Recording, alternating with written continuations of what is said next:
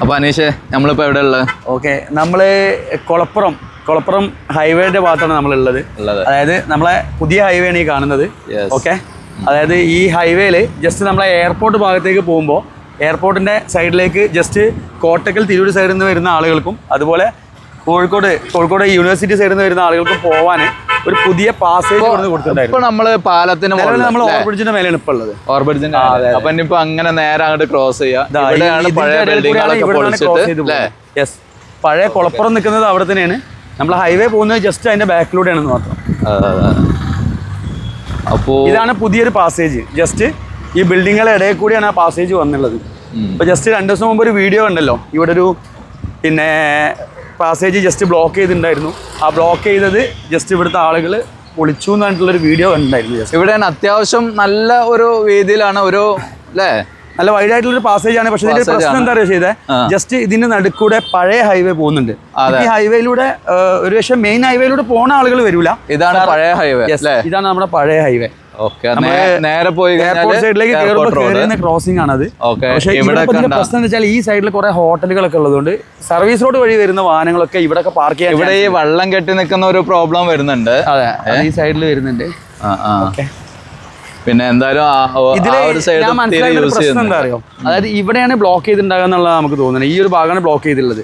അപ്പൊ ഇതിന്റെ പ്രശ്നം എന്താ വെച്ചാൽ ഇതുവഴി വരുന്നത്, അപ്പൊ ആ കാറ് നോക്കിയാൽ ചെയ്തേ, ആ കാറ് വരുന്ന പോലെ ഭയങ്കര സ്പീഡിൽ വരുന്ന വാഹനങ്ങൾ അവിടുന്ന് വരുമ്പോൾ ഇവിടുന്ന് ഈ ഒരു വണ്ടി അങ്ങോട്ട് കിടക്കുന്നുണ്ട്. അപ്പൊ ഇത് ഈ ഒരു സംഭവത്തിൽ ഒരു ഭയങ്കര അണ്ടർസ്റ്റാൻഡിങ് പ്രോബ്ലം ഈ രണ്ട് വാഹനങ്ങൾ ഇവിടെ ക്രോസ് ചെയ്ത് ഈ ലൈൻ ക്രോസ് ചെയ്തു. ഡിവൈഡർ ഇതേ ഡിവൈഡർ നാട്ടുകാർ പൊളിച്ചതാണ്. ഈ ഒരു ഡിവൈഡർ ഇതാണ് പൊളിച്ചത്.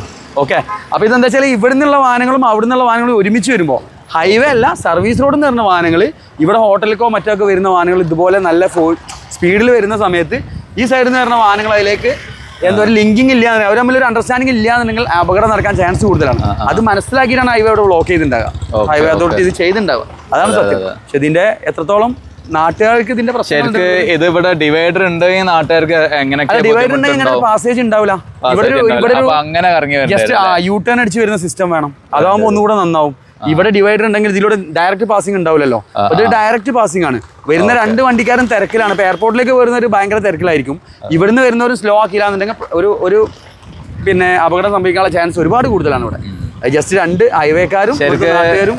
ഞാനിപ്പോ ഇങ്ങനെ ഇവിടെ നിന്ന് നോക്കുമ്പോ എന്താണെന്നറിയോ, ഒരുപാട് ഒരു 10-20 വാഹനങ്ങൾ ഈ സ്ട്രൈറ്റ് പോകുമ്പോ എപ്പോഴെങ്കിലും ഒരു വാഹനം KSRTC ജസ്റ്റ് നോക്കുക. ഈ KSRTC ഒക്കെ വരുന്നത് ശരിക്കും ഇവിടുന്ന് കിടക്കുന്ന വാഹനങ്ങൾ ഇപ്പൊ ബൈക്കൊക്കെ പാസ് ചെയ്യുമ്പോൾ എനിക്ക് തോന്നുന്നു ഒരു പക്ഷേ ബൈക്കേരൊന്നും പെട്ടെന്ന് ഇതൊക്കെ ചരലാണ്, സ്ലിപ്പാൻ ചാൻസ് ഒരുപാട് കൂടുതലാണ്. ഇപ്പൊ റോഡ് നന്നാക്കിയാൽ പോലും അപകടത്തിന് ചാൻസ് കൂടുതലാണ്.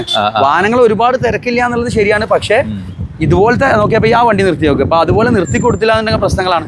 അതാണ് പ്രശ്നം. ഇവിടുന്ന് വരുന്ന വാഹനങ്ങളും അവിടുന്ന് വരുന്ന വാഹനങ്ങളും പരസ്പരം അണ്ടർസ്റ്റാൻഡിങ് ഇല്ലെങ്കിൽ ഒരു അപകടം നടക്കാനുള്ള ചാൻസ് ഒരുപാട് കൂടുതലാണ്. പിന്നെ ഇവിടെ ഈ വെള്ളം കെട്ടി നിൽക്കുന്ന ഒരു പ്രോബ്ലം അതെനിക്ക് തോന്നുന്നു ഇപ്പൊ ഹൈവേന്റെ പണിനോട് ബന്ധപ്പെട്ട് സംഭവിച്ചായിരിക്കും കേട്ടോ. ഈ സൈഡിൽ സംഭവിച്ചുള്ളത് ഇവിടെ എനിക്ക് തോന്നുന്നു ഈ ബിൽഡിംഗ് കട്ട് ചെയ്തിട്ടാണ് ഈ വേ എടുത്തിട്ടുള്ളത്. ആ ബിൽഡിങ്ങും ബ്രേക്ക് ചെയ്തിട്ടാണല്ലോ നടുവിലൂടെയാണല്ലോ വഴി എടുത്തിട്ടുള്ളത്. ഓക്കെ, അപ്പൊ എന്തായാലും ശരിക്കും ഇത് അധികാരികളും ഇവിടുത്തെ ആളുകളും പരസ്പരം ചർച്ച ചെയ്തിട്ട് നല്ലൊരു തീരുമാനം എടുത്തില്ല. അതിന് ഒരുപാട് അപകടങ്ങൾ നാട്ടുകാരോടൊന്ന് ചോദിച്ചു നോക്കാം ഇതിനെ കുറിച്ചല്ലേ.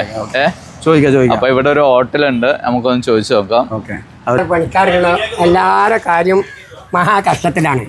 ഇങ്ങനെ ആയാലും ഈ വെള്ളം പെടുന്ന ഒഴിവായി പോകണ്ടേ. ഇപ്പോൾ റോഡ് കാര്യം എന്നൊക്കെ പറഞ്ഞിട്ട് മനുഷ്യനൊക്കെ ഒരു ഉപകാരത്തിനാണ്. മനുഷ്യന് ഉപകാരം ഈ റോഡ് ജസ്റ്റ് ഇങ്ങനെ ക്രോസ് ചെയ്ത സമയത്ത് ആ ചെയ്ത പണിക്ക് ശേഷം വെള്ളം ഇങ്ങനെ കെട്ടിയിട്ടുള്ളത് അത് ശരിക്കും മുഴുവൻ ഒഴുകി പോയിട്ടാണ്. പക്ഷെ വേറെ കാര്യം ഇപ്പൊ ഇങ്ങനെ ഈ റോഡ് ഈ പാസേജ് ഇപ്പൊ ഇങ്ങനെ ഒരു പാസേജ് ക്രോസ് ചെയ്ത് കൊടുത്തപ്പോ ജസ്റ്റ് 2 ലൈനിൽ നിന്ന് വരുന്ന വണ്ടികൾ തമ്മിൽ തട്ടാനുള്ള ചാൻസുകൾ എന്തെങ്കിലും അങ്ങനെ ബുദ്ധിമുട്ടുകൾ ഇവിടെ അവരെന്തെങ്കിലും റൗണ്ട് ബോട്ടം ചെയ്യുന്നു അങ്ങനെ എന്തെങ്കിലും പറഞ്ഞു? അങ്ങനെ ആദ്യം പറഞ്ഞിരുന്നു. അങ്ങനെ തീരുമാനമാണ്. അതിനുശേഷമാണ് ഇവര് ഈ കാലത്തിൽ കൂടുതൽ ഇങ്ങനെ ബ്ലോക്ക് ചെയ്തില്ലേ, റോഡിനെ ബ്ലോക്ക് ചെയ്ത് ചവിട്ടി പൊളിച്ചതാണ്. ഇവിടുത്തെ ആളുകൾ അങ്ങനെ ഓപ്പൺ ആക്കിയതാണല്ലേ.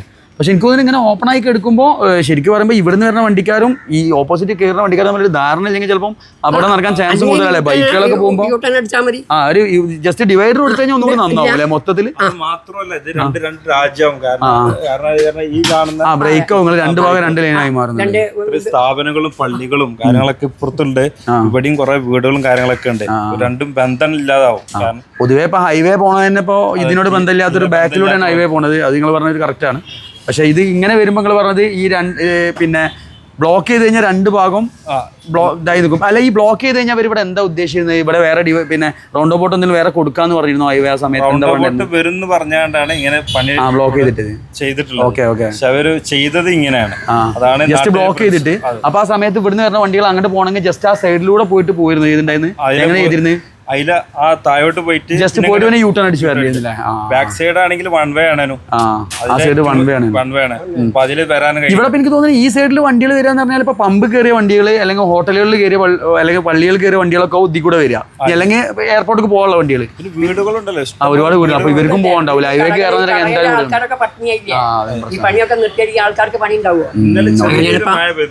ചെറിയൊരു മഴ. ഇവിടെ ഈ വെള്ളം ശരിക്കും ഒരു മെയിൻ വിഷയമാണ് കേട്ടോ. ഇവിടെ ഈ വെള്ളം കെട്ടി നിൽക്കുന്നത് ഇവർ പറഞ്ഞ ഈ ഒരു റോഡ് ഉയർത്തിയപ്പോ അതിന്റെ ഭാഗമായിട്ടാണ് വെള്ളം ഇവിടെ കെട്ടി അത് ശരിക്കും ഇവർക്കൊരു പ്രയാസം അനുഭവിക്കുന്ന വിഷയം തന്നെയാണ്. നല്ല മഴ ചെയ്ത് കഴിഞ്ഞാൽ അതിലേറെ വെള്ളം കെട്ടി നിൽക്കും അല്ലേ? മറ്റേ ശരിക്കും ഒഴുകി പോയിരുന്നാണ്. ഒരു ഡ്രെയിനേജ് സിസ്റ്റം ഒന്നും ഇവർ പറഞ്ഞിട്ടില്ല. ഓക്കെ ഓക്കെ, എന്നാ ആയിക്കോട്ടെ. എന്തായാലും ഇത് ശരിക്കും അധികാരികൾ ശ്രദ്ധിക്കേണ്ട ഒരു വിഷയം തന്നെയാണ്. പിന്നെ ഇതിന്റെ കേസിൽ ഹൈവേന്റെ കേസിൽ അവരൊരു തീരുമാനം എടുക്കാൻ വേണ്ടി വരും. ശരിക്കും നാട്ടുകാരോട് ഒരു ചർച്ച ചെയ്തിട്ട് ഇതിന്റെ തീരുമാനം കണ്ടെത്തണം. അതാവും എന്റെ സത്യം. ഓക്കെ ഓക്കെ, ഇതിൻ്റെ കണ്ടിന്യൂഷൻ വേണം. ഓക്കെ, അപ്പോൾ എൻ്റെ ചാനൽ സബ്സ്ക്രൈബ് ചെയ്യാത്ത ആളുകൾ നിർബന്ധമായിട്ടും സബ്സ്ക്രൈബ് ചെയ്യുക, ലൈക്ക് ചെയ്യുക, ബെൽ ബട്ടൺ അമർത്തുക. ഓക്കെ.